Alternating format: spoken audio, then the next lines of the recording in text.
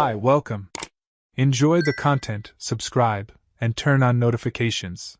Michael Carter always believed that success was made of daily choices, not luck. Since his early 20s, when he decided to start his own business, he woke up early, solved problems that weren't even his, visited clients in person, and cleaned the factory floor if needed. And over 15 years, that worked out. The Carwin Industries became a reference in the industrial equipment sector, employed hundreds of people, and generated real impact. But more than the company, Michael was proud of who was by his side: Vanessa, his wife for 12 years, and Derek, his friend since college days, someone who was there when Michael was still dreaming about a small warehouse and half a dozen machines. Alongside Derek, Michael shared important decisions, honest conversations, and even the moments when he thought everything could fall apart. Derek was the CEO and had the freedom to manage the operations. Vanessa, on the other hand, never got too involved with the business, but she was present at celebrations, corporate events, and award trips. Michael liked to think that his life was stable, solid. He had built everything through effort. And he really believed that he was admired for it. He trusted Derek like a brother. Vanessa was his home. The peace point when the world outside demanded too much. That specific week, Michael had to travel for a supplier meeting in another state. 3 days of meetings, business dinners, and little rest. But on the second day, a call changed his plans. One of the suppliers cancelled, the main meeting was postponed. He could take advantage of it to rest, but he decided to catch the first flight back. He wanted a night at home, his own bed, a quiet dinner. He arrived around 8 at night, opened the house door quietly, trying to surprise Vanessa with flowers he bought at the airport. What he saw, however, froze his body. The bouquet fell from his hands. On the living room sofa, the woman he loved and the man he trusted most were together, too close for any plausible explanation. The two froze for a second. Vanessa immediately stood up and started babbling something Michael couldn't process. Derek ran his hand over his face and tried to leave the house, as if that would erase everything. Michael didn't shout. Didn't break anything. Just looked at the two of them and felt his chest tighten as if being crushed from within. He went upstairs, left his phone on the dresser, sat on the edge of the bed, and stared at the floor for long minutes. It was there that he realized, he had lost much more than a wife and a friend. He had lost the illusion of security. In the following days, everything turned into a blur of papers, lawyer meetings, and dry sentences spoken in a cold tone. Vanessa claimed the relationship was already worn out and that she deserved to be happy. Derek didn't have the courage to say much. Michael just listened. He discovered, with the documents in hand, that the no-fault divorce law in the state allowed Vanessa to receive half of the shares he had in the company. And since Derek already owned a considerable part of the board, the pair could legally take control of the Carwin Industries. Even in the face of this, Michael didn't fight. Didn't ask for review or prolong the process. He only required that the base employees had their guarantees maintained, as a way to preserve what really mattered to him. And he included a final clause: Vanessa could never ask for any other benefits, whether alimony or future division of assets. She accepted and signed with a discreet smile. She thought she had won. Derek also seemed satisfied. The company was theirs. Michael was out. For everyone around, he was the man who lost everything: the marriage, the friendship, and the business he spent years building. But for those who know well the nature of silence, they knew there was still something coming. Something neither Vanessa nor Derek were prepared to face. Michael didn't give interviews, didn't confide in anyone, didn't appear at business events, and didn't feel the need to explain what had happened. For weeks, he went unnoticed by everyone. He seemed resigned to the public. But behind that silence, there was calculation, strategy, and something few expected from him: patience. He knew very well what he had built. Every screw, every process, every product leaving the Carwin carried his signature in some way. But there was one detail: almost invisible in all of that, which would completely change the course of the story. Years before marrying Vanessa, when the company was still in its early stages, Michael had created a separate holding called Carter Holdings. At the time, his intention was to protect the most important assets of the Carwin, the patents. Over the years, all manufacturing rights, designs, and technologies were registered under that name. He never disclosed this publicly. Neither Vanessa nor Derek knew. To most, the patents belonged to the Carwin Industries. But legally, they belonged to another entity, and that entity was entirely under Michael's control, with documents filed, contracts registered, and validity renewed each fiscal cycle. Nothing about it was recent. Everything had been planned far in advance, out of precaution, instinct. And now, that detail would be the turning point. At the final meeting, where he would officially hand over the remaining shares and sign his complete disengagement from the company, Michael entered the room as a defeated man. At least, that's what everyone thought. Vanessa's lawyers were smiling, ready to file the documents. Derek barely looked him in the eye but still tried to maintain a look of superiority. Michael signed the last paper, pushed the folder toward the mediator, and stayed silent for a few seconds. Then he pulled a smaller envelope from his coat and placed it on the table. He said only, before ending, "I need to announce a decision from the Carter Holdings." One of the lawyers frowned and asked what it was. Michael replied firmly, the Carter Holdings would revoke all licensing contracts of patents with the Carwin Industries. The official notice had already been filed. The company had 30 days to stop production, sales, and distribution of all products based on the registered technologies. The room stopped. Vanessa's smile froze on her face. Derek paled. One of the lawyers began flipping through papers in desperation while another pulled out the laptop trying to confirm the information. Michael remained seated, calm. He explained that the Carwin, from the end of that period, would no longer have legal permission to operate. Not produce. Not sell. The company, without the patents, had no use. It was like a car factory without the right to use wheels. And the most important thing, the revocation was definitive. Irreversible. Even if they tried to renegotiate, the time necessary to restore the contracts would exceed the payment deadlines for the loans taken by the company after the divorce. What Vanessa and Derek had inherited was an empty structure, without product, without usage rights, and with heavy debts about to come due. One of the lawyers tried to raise the possibility that this could be contested in court, but Michael had already prepared everything. The documentation was backed by clauses signed long before the marriage with Vanessa. The Carter Holdings existed before the foundation of the Carwin. It was a separate entity, protected, registered under his name since the first year of activity. There was no gap. No technical error. Only a silent plan that now dropped like a bomb in the lap of the traitors. Michael stood up, took his things, and left the room without rushing. As he walked down the corridor of the headquarters he himself designed, he saw employees looking curiously. Some smiled, others whispered. He just kept moving forward.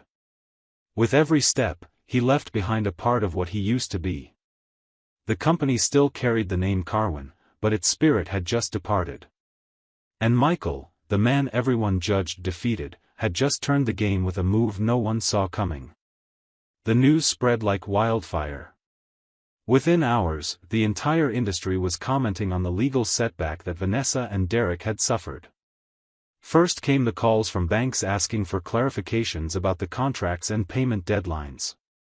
Then, the minority shareholders themselves began pressuring for answers. Within a week, everything that seemed solid began to fall apart.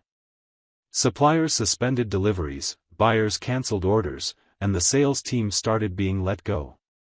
Without legally authorized products to manufacture, no prospect of revenue, and with heavy debts accumulated to finance the purchase of shares, the castle built on ambition was crumbling fast. Derek started sleeping in the office, trying to find any solution. He called lawyers, analysts, and even a former Carwin director who had been fired by him the previous year. He was willing to listen to anyone who offered a light, no matter how small. Vanessa, on the other hand, dove into crisis meetings with the banks, trying to renegotiate deadlines and hide the extent of the problem from the public.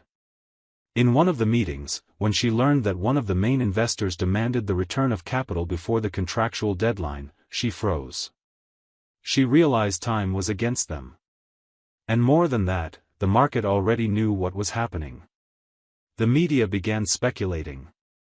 A digital magazine published an article titled, "Did Michael Carter leave or was he kicked out?" In the content, they suggested that his fall might have been part of a dirtier plan than it seemed. But the public, reading the comments, reacted differently than expected. Many began pointing out Derek's suspicious rapid rise to power. Others remembered Vanessa's cold smile at an international conference just days after the divorce.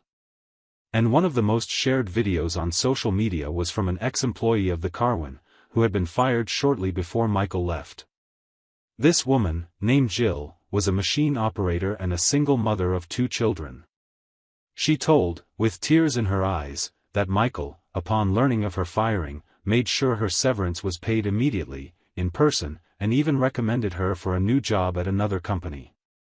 Jill said she would never forget that and that, despite losing her job, she felt more gratitude for him than for any executive still there.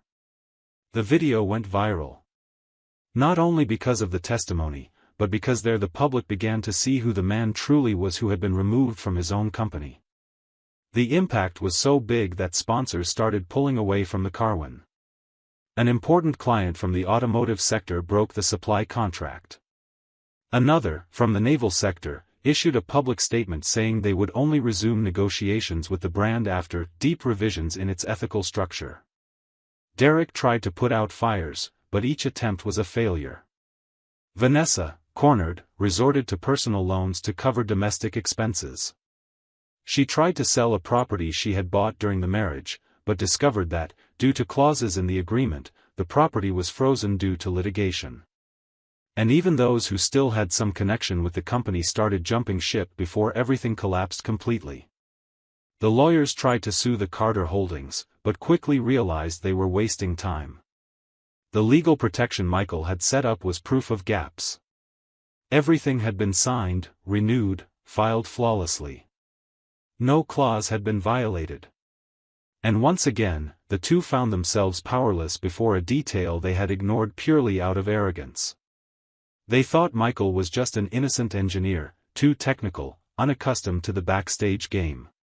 But they were wrong. He was strategic, discreet, and had something the two had lost along the way, respect for their own principles. While Vanessa tried to control the media narrative and Derek dealt with furious investor pressure, the two's assets shrank day by day. The luxury cars were sold. The trips cancelled. The lifestyle, once a reason for ostentation, now seemed like a prison hard to maintain. And with each new news of imminent bankruptcy, Michael's name resurfaced. And this time, not as the cheated businessman or betrayed husband, but as the man who acted with justice and knew how to wait for the right time to show that character is worth more than any contract. Not long after the downfall of the Carwin, while newspapers still featured headlines about the lawsuits Derek faced and Vanessa's public exposure, Michael began acting with a silent but relentless purpose. The machines of the old company were being auctioned off for symbolic prices. The physical structure, once valued in millions, was now being sold for cents compared to its original value. Many avoided the auctions out of fear of associating with a ruined brand. Michael, on the contrary, attended each one discreetly. He bought piece by piece, sector by sector, always through legal representatives to avoid drawing too much attention. In 2 months, he had recovered much of the old factory. With less than half of what he received in the divorce agreement, he was building something new. This time, with another name. Carter Manufacturing. The restructuring began without fanfare. Michael avoided grand announcements. He preferred to start with the essentials, the people. He reached out to old colleagues, many of whom had been fired or had stepped away when Vanessa and Derek took over. Some, skeptical, hesitated at first. But it took only the first conversation for trust to return. Bill Dorsey, who had operated hydraulic presses at the Carwin for more than 10 years, was the first to accept the invitation. He said working with Michael was different because he listened. He remembered birthdays, knew the names of the employees' children, and was the kind of boss who grabbed the blueprint and climbed onto the production line if people were missing. Day by day, more and more former employees showed up. Some brought resumes. Others, just hope. Michael talked to everyone. There were no grand promises.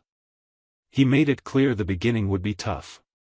The factory needed to be rebuilt, the contracts renegotiated from scratch, and the market still carried the ghost of the previous crisis. But still, they came back. One by one. Even those who had once believed in Derek's promises and, out of misguided loyalty, had distanced themselves from Michael during the transition process. He welcomed them back. No demands. No resentment. Just work. Parallel to this, Michael began reorganizing the patents. He adjusted the registrations of the Carter holdings to transfer the usage licenses directly to the new company, eliminating any link to the past. The name Carter Manufacturing began to appear at small industrial fairs, modest but promising meetings. He didn't rush. He had a method. And with each completed step, he rebuilt more than a factory, he rebuilt the confidence of those who had been trampled by the greed of two traitors. During a lunch among the employees, Michael was interrupted by spontaneous applause. Without warning, some of the former workers started clapping on the table, applauding discreetly the return of something many thought would never happen again. It was a mix of gratitude and respect. A simple gesture, but full of meaning. Michael just smiled, touched. That moment wasn't about status, profits, or position. It was about reconstruction.